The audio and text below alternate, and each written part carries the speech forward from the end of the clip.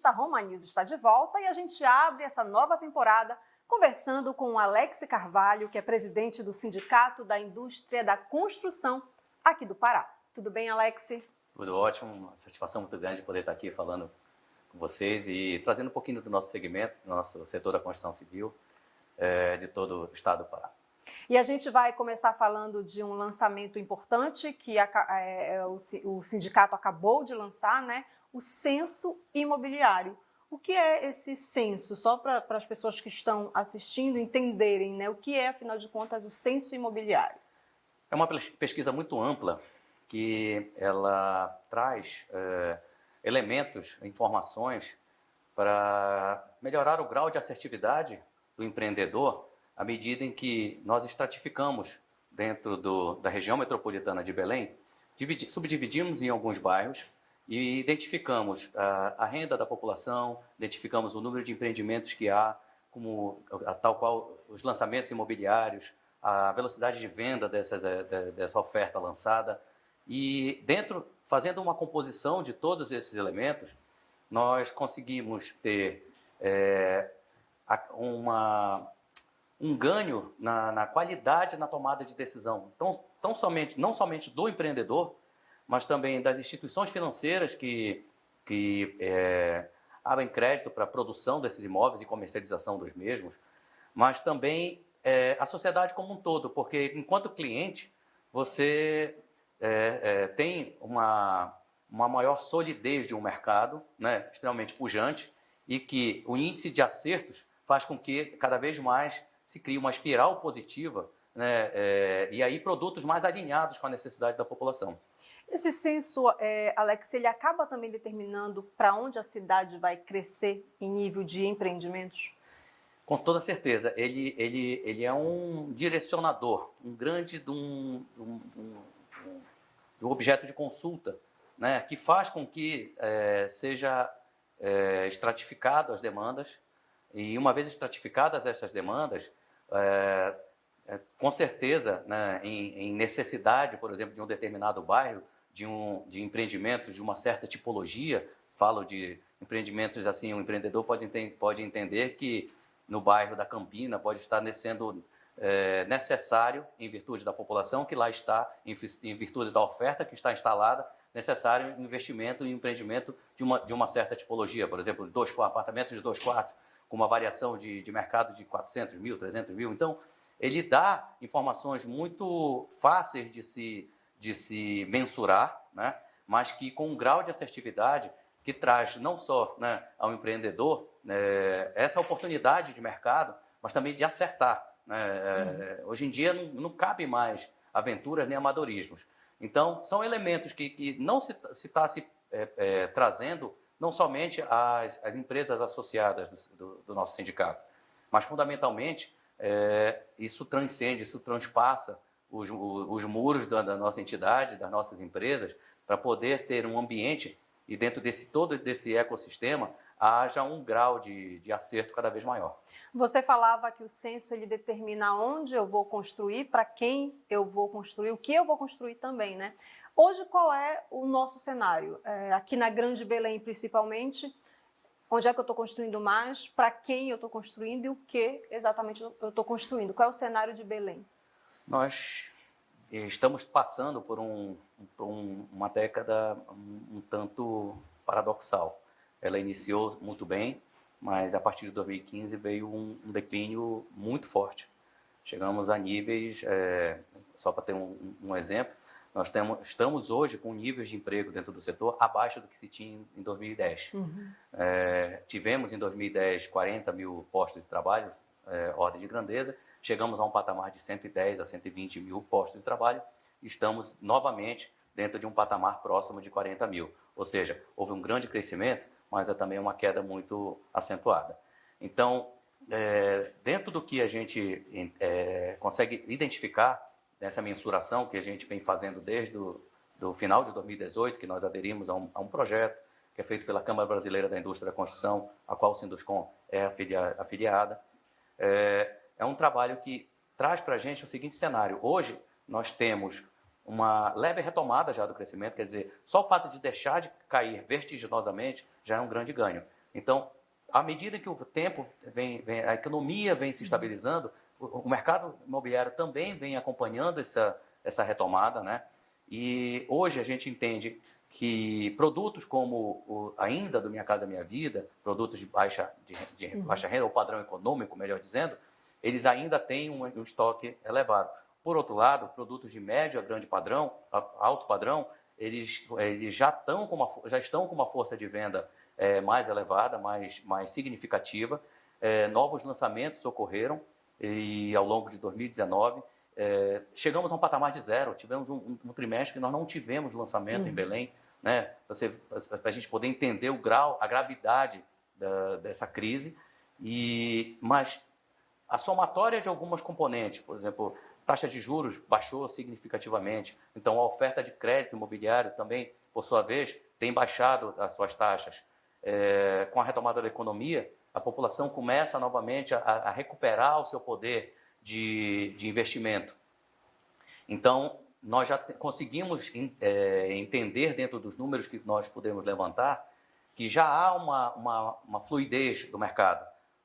Antes que se tinha uma roda muito presa, quer dizer, com estoque muito alto e um cliente impossibilitado de comprar, nós já, ao longo de 2019, pudemos evidenciar que esse estoque começou a baixar, ou seja, começou a ter vazão da venda desse estoque que estava represado e novos lançamentos já começaram a ocorrer, também com uma força de venda já significativa no padrão médio e alto.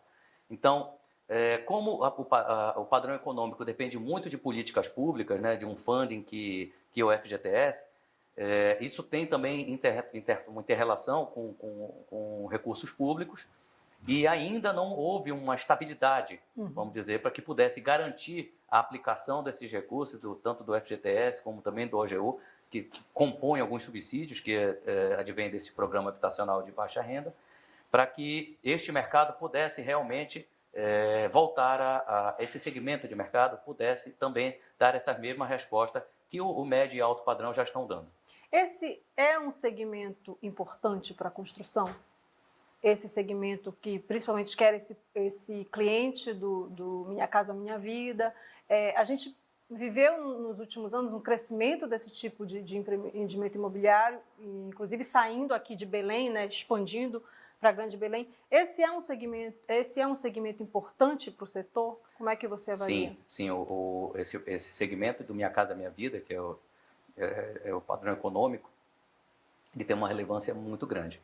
Mesmo com todo o avanço que o programa trouxe ao longo dos seus 10 anos de existência, ainda existe uma demanda reprimida muito forte. Então, nós sabemos que aqui na região metropolitana de Belém há carências muito grandes. Há muita ainda coabitação, há pessoas que ainda não conseguiram acessar, né, as suas próprias moradias. E essa demanda reprimida, ela depende também de políticas públicas que possam trazer continuamente este avanço, né? Mas que não pode ser isoladamente uma política pública com um olhar puramente habitacional. São empreendimentos que carecem também de uma infraestrutura urbana pronta para receber esse empreendimento, que senão ficam situações isoladas, ficam empreendimentos isolados que não têm aderência com a malha urbana. Então, estou falando de saneamento básico, estou falando de água, de drenagem, de esgoto, mobilidade urbana. Então, tudo isso são componentes que fazem o sucesso ou o insucesso do atendimento dessa demanda, que ela existe. Né? Então, tendo a oferta de funding, tendo uma infraestrutura propícia para poder incorporar esses empreendimentos na malha urbana, aí sim a gente vai ter um programa que vai trazer não só números de habitações, né, sendo produzidas, mas também um cenário também urbanístico um pouco mais racional. De repente, seria um novo passo desse programa, de um programa habitacional, uma visão particular minha. E eu não sei se enquadra a ser um exemplo, mas o que a gente observou na Augusto Montenegro, na Avenida Augusto Montenegro, eu acho que a partir de uns 10 anos, de uns 10 ou 15 anos para cá, que você observa que começa a crescer ali essa parte de empreendimentos imobiliários e você também observa a urbanização ali, né? Porque as pessoas também vão querer serviços, né? Onde elas vão morar, elas vão querer serviços. Então, é um exemplo, de repente, ali que é preciso você vai construir, mas é preciso também ter esse crescimento do entorno, né? Interessante, acho que essa colocação é muito importante. E faz assim a lembrar que se nós tivéssemos já em 2010, por exemplo, talvez esse censo que pudesse mensurar bem quais as reais aptidões das regiões, talvez não houvesse um adensamento exagerado num corredor de tráfego, pudesse ter uma divisão melhor. Então, respondendo a sua pergunta, sim, foi um crescimento muito grande na região da Augusto Montenegro, mas talvez se a gente tivesse um pouquinho mais de conhecimento, né, do que fazer, do que investir, talvez não houvesse uma superpopulação. E também fazendo um paralelo, nós precisamos muito que essas pessoas que estão migrando para outras regiões da cidade, que elas tenham também facilidade, mobilidade urbana, porque hoje o que se vê não adianta você afastar as pessoas dos seus empregos, afastar filhos de pais, porque a mobilidade urbana está muito complicada. Então, hoje se vê uma necessidade muito grande de integrar, né, a população. Então, quando se verticaliza, você gera propicia essa integração urbana. Então, nós temos um centro aqui, nós temos alguns bairros de Belém, como o Reduto, que, no meu entendimento particular, estão subaproveitados, estão depreciados também. Então, essa geração, esse incremento econômico que o mercado imobiliário traz, ele é benéfico para todo mundo. Desde que respeitadas as legislações, desde que respeitadas todas as normatizações e entregando produtos com qualidade e respeito aos usuários, o ganho é para todo mundo. A sociedade, em geral, é muito beneficiada com bons empreendimentos. Você disse que o censo ele passou a ser feito em 2018, né? Foi uma necessidade, de repente, do setor de saber aonde é que eu vou construir, quem são as pessoas daquela área, né? Como é que nasce esse censo? A crise sempre traz grandes ensinamentos. Ele acaba nascendo no meio da crise também, ele nasceu, né, no meio da crise. Nós até entramos no programa já em 2018, já com a crise já bastante consolidada, mas sim, de fato, já nos trouxe um ensinamento de que esses rompantes, né, em linhas gerais, eles acabam não sendo sustentáveis. Então, o crescimento precisa ser sustentado, ordenado, bem pensado. Não há mais espaço para amadorismo, para aventuras, aquele sonho do Eldorado desenfreado, ele não pode mais passar pela cabeça do empreendedor, né? Nós estamos muito convictos que esse é um grande ensinamento que a crise nos trouxe, né? Este aprendizado de que as coisas precisam de um grau de maturação. É necessário que haja esse grau de maturação para que a gente possa entregar de verdade empreendimentos com total aderência às necessidades do cliente, às necessidades do entorno do local e às necessidades do futuro da cidade. Houve excesso de lançamento, a avaliação que você faz hoje, houve excesso de lançamentos naquele momento do boom do crescimento da... Eu acho que o mercado pediu por isso, né? Mas houve excesso sim. Se não fosse assim, nós não teríamos um nível de estoque do jeito que se ficou. Eu acho que não somente um excesso de lançamentos, ninguém imaginava que podia ser assolado por uma crise tão profunda, tão rápida, né, como aconteceu. Então, talvez faltou prudência, né? Se pudesse ter espalhado um pouquinho mais, ter um pouquinho mais de parcimônia e fazer com que esses lançamentos... Porque há muito produto bom no mercado, mas, de fato, houve realmente uma corrida ao Eldorado. Foi um momento que o governo atual entendeu que a construção civil era o grande empregador, né? Chegamos a ter quase que pleno emprego, né? Aqui no começo da década de 2010, 2012. Então, nós tivemos, sim, um boom muito grande. Se for olhar para trás, não sei se valeu a pena, porque acabou que o próprio setor, todo o ecossistema não estava preparado e não teve tempo suficiente para se preparar para uma possível tropeço. E aí se viu que o tropeço era vindo depois com um precipício muito drástico e que assolou o segmento como um todo. A gente falou da importância dessa parcela que consumia o Minha Casa Minha Vida, né, para o setor. E do outro lado, Belém também tem mercado para o alto padrão, digamos assim, as construções de alto padrão, que uma clientela de um poder aquisitivo bem mais alto. Hoje existe mercado para isso em Belém? Interessante que foi o segmento que primeiro reagiu. Né? Curiosamente, foi o segmento do mercado imobiliário que primeiro reagiu. Foram os lançamentos e as vendas no alto padrão. Parece um tanto paradoxal. Como é que pode, logo após uma crise, ter um alto padrão dando essas respostas? Mas são essas componentes que eu acabei de citar, né? A oferta de crédito, né? A recuperação do próprio cliente, né? Não só o cliente morador, mas o cliente investidor. Então, e a fluidez das vendas. Então, foi uma surpresa positiva. Posso dizer que foi uma surpresa positiva deste segmento de mercado ter dado uma reação, logo de cara deu uma reação muito positiva. Engraçado que existem algumas tipologias que começam a despontar e que são reflexo de um novo perfil desse cliente. São empreendimentos com área muito pequena, estou falando de lofts, estou falando de estúdios, que são característicos de grandes metrópoles desenvolvidas. Estou falando da referência, né? Nova York, isso é muito comum. São Paulo hoje já desponta também, dentro da América Latina, como um grande polo de geração desses empreendimentos. Isso começa a crescer e começa em Belém? a chegar a Belém. Está chegando, Começa a chegar a Belém. Tá chegando. Mas é uma tendência mundial de nós termos empreendimentos bem pequenos, mas muito dinâmicos, muito compactos e muito usuais para aquele perfil de cliente, de morador, que já tem uma outra percepção de cidade, já não faz tanta questão de ter uma vaga de garagem, porque já não é usuário de carro, é usuário de Uber.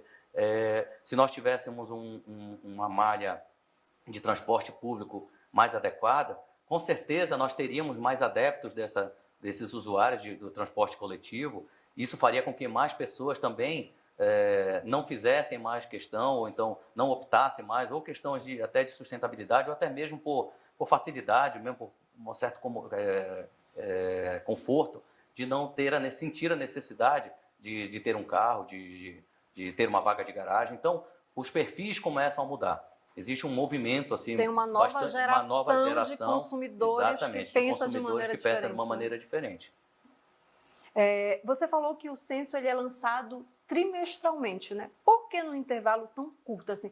Porque você explicou já que esse censo ele serve para nortear, de repente, investimento, o que construir, e ele é lançado a cada 3 meses. Esse mercado, ele muda muito, assim, tem essa variação em tão pouco tempo, assim, do que... Interessante. É uma dinâmica que, até para nós, causa certa, assim, nós também estamos nos autoconhecendo.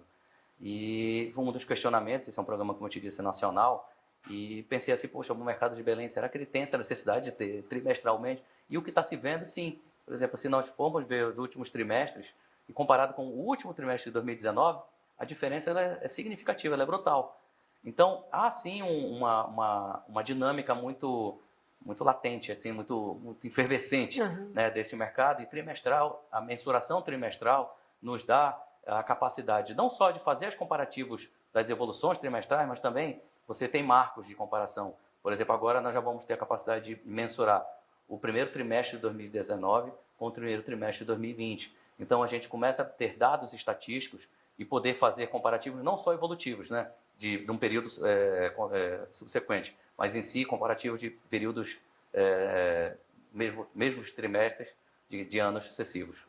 Vocês agora acabam de lançar o censo do último trimestre de 2019, ou seja, fechou o ano de 2019, né? Qual é o balanço que você faz hoje do ano de 2019, depois de apresentar esses dados? Em números absolutos, nós saímos de um patamar muito baixo. O mercado realmente estava estagnado, mas terminamos o ano com evoluções muito significativas. Ou seja, nós tínhamos um cenário em que havia um estoque muito grande e represado, porque o cliente não tinha sequer a condição de comprar. Estava todo mundo muito inseguro. Então, e nós terminamos o ano com um patamar de estoque bem menor, já em níveis considerados em níveis nacionais normais, né? Então, houve uma evolução desse volume de estoque, ou seja, a venda desse estoque que estava ali reprimido. E também tivemos novos lançamentos que chegamos a ter, como eu comentei agora há pouco, chegamos a lançamentos, a 0 lançamentos em um determinado trimestre. Então, o cenário, o entendimento do cenário que nós temos foi um avanço muito significativo. É claro que como nós chegamos a um patamar muito baixo, os números absolutos ainda são muito pequenos, até porque é uma retomada lenta e gradativa. Então, se espera que haja mais nenhum tipo de... Porque já chega de montanha-russa. Porque quando sobe é uma delícia, mas quando desce é um pavor. Então, nós entendemos que sim, há um cenário positivo, né? E que a prudência, né? o grau de maturação, o respeito, né? a se pensar bem no que vai se oferecer, ele é uma premissa que não se deve abdicar em hipótese alguma. Em abril, vocês devem apresentar esse censo do primeiro trimestre de 2020 agora, né? E qual é a perspectiva? Vocês estão otimistas com relação a esses primeiros 3 meses deste ano agora?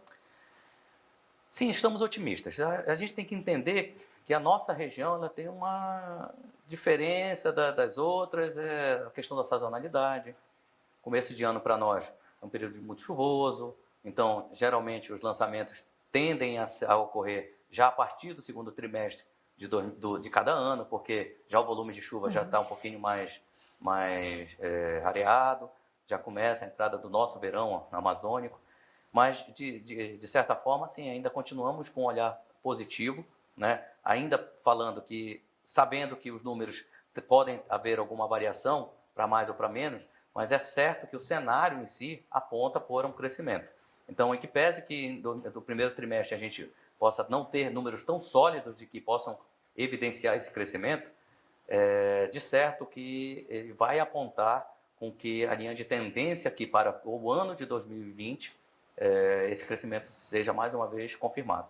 E a construção ela é um segmento importante também, eu acho que não só aqui no Pará e na região norte, mas em todo o Brasil, na questão do emprego também, né? Sempre que se divulga a questão do balanço, agora a gente viveu uma crise de muitos desempregados, parece que isso também começa a se estabilizar, e de repente também está relacionado com essa estabilização do setor da construção, porque junto com serviços eu acho que é um setor que está sempre ali entre o que mais emprega, o que cria mais emprego, né? Verdade, e não só os níveis de emprego, mas também a capilaridade desses empregos. E aí eu acho que é o grande tchan aí do setor da construção. É porque além de ter uma massa muito forte, muito significativa na componente do emprego, e geração de renda no Estado, ele capilariza para uma série de outras indústrias, né, que são fornecedores da construção, serviços que são fornecedores. A gente pode falar assim, uma gama, abrir um leque aqui, que vai desde a grande indústria, né, que fornece cimento, de repente fornece o aço, a uma boieira que entrega refeição no canteiro, leva lanche na hora do intervalo do expediente lá aos trabalhadores, uniformes. Então, ela é uma atividade que ela mexe com muitos outros eixos, né, da indústria, de serviços e comércio. Então, não só por si, pelo seu crescimento ser importante, pela empregabilidade, mas também pela capacidade de poder distribuir renda para outros segmentos econômicos. 2009 fechou com quantos empregos, mais ou menos? 2009 nós chegamos, 2010 eu tenho bem esse número, que chegamos em 40 mil postos de trabalho no Estado. E estamos hoje com 38 mil, quer dizer, nós voltamos ao ponto de partida. Na verdade, eu ia perguntar 2019, falei 2010, mas era 2019. 2019 são 38 mil postos. 38 mil. Isso já é um crescimento? Já mostra que é aquilo que é mais ou menos um paralelo do censo que a gente tem. Nós deixamos de cair. Então, nós deixamos de cair vertiginosamente. A queda no setor da construção. Com o cenário então, mesmo que vinha, né? Deixar de cair com altos e baixos. Quando a gente fala também de emprego, é importante entender que a gente já vai traçando um olhar sobre outros segmentos da construção. Né? Nós estamos falando de obras públicas, nós estamos falando de investimentos privados. Então, a soma dessas componentes que fazem essa resultante.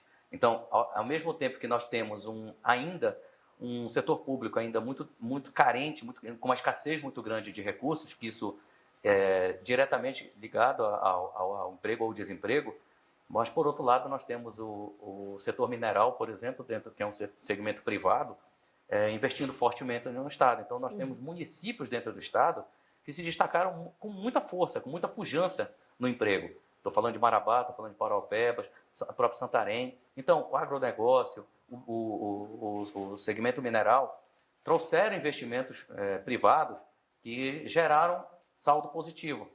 E contrabalançado com algumas deficiências ainda, principalmente nas obras públicas, que devido ainda à escassez de recursos. Esse setor não teve uma grande retomada ainda, né? Não, ainda essa não. parte de Ainda obras não. Públicas, né? O que a gente entende nem poderia ser diferente, sabe? Apesar dos esforços e o que se vê, uma movimentação muito interessante de se otimizar esses recursos públicos, de fazer os investimentos que precisam ser feitos e criar também um ambiente mais equilibrado, né, entre contratados e contratantes, fazer com que a máquina pública possa prestar melhores serviços cada vez mais, né, enxugar-se. E então, mas a gente sabe que isso tem também um tempo próprio, não vai mudar assim da água para o vinho. Mas o que é muito importante é que haja realmente essa conscientização da importância de se aplicar bem os recursos, né? Isso também é uma responsabilidade do segmento privado, ao acessar uma oportunidade, uma obra pública, fazer com esmero, fazer com muita responsabilidade, tentando fazer o máximo de economia, porque é dinheiro nosso, né? É dinheiro nosso que está sendo aplicado ali, e também informar ao usuário final da importância de manter esse equipamento, né, dentro dos padrões de aceitabilidade, das normas técnicas e o padrão de uso também. Então, a otimização dos recursos públicos, né, que à medida que o tempo vem evoluindo e a gente percebendo que cada vez mais existe um olhar mais responsável sobre isso. O mercado imobiliário, com um ambiente de juros baixos, de oferta de crédito voltando, clientes voltando o apetite, a necessidade, então o interesse de investir em novos imóveis e bons empreendimentos sendo lançados, tenho certeza que a junção dessas três componentes, o setor privado, a logística, a infraestrutura, o Estado do Pará tem um local privilegiado.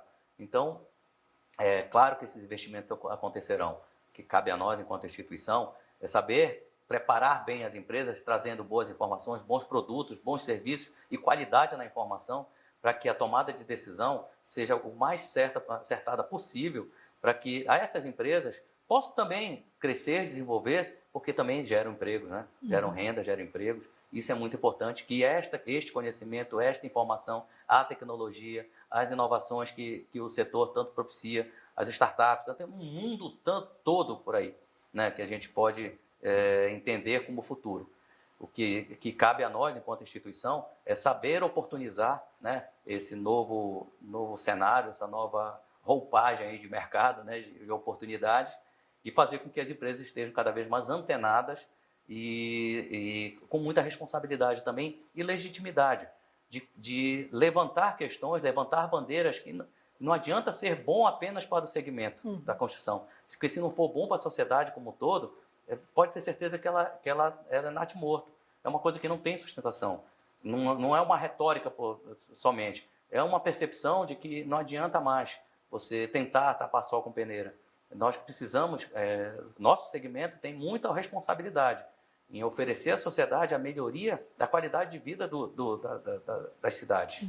Então, isso se faz com bons empreendimentos, isso se faz com responsabilidade naquilo que se constrói, se faz com tecnologia, né, trazendo soluções inovadoras, com sustentabilidade ambiental, com aderência à malha urbana. Então, o produto final não é a venda do seu imóvel. O produto final é a aceitação e a perenização do bem-estar da sociedade. Bacana, Alex.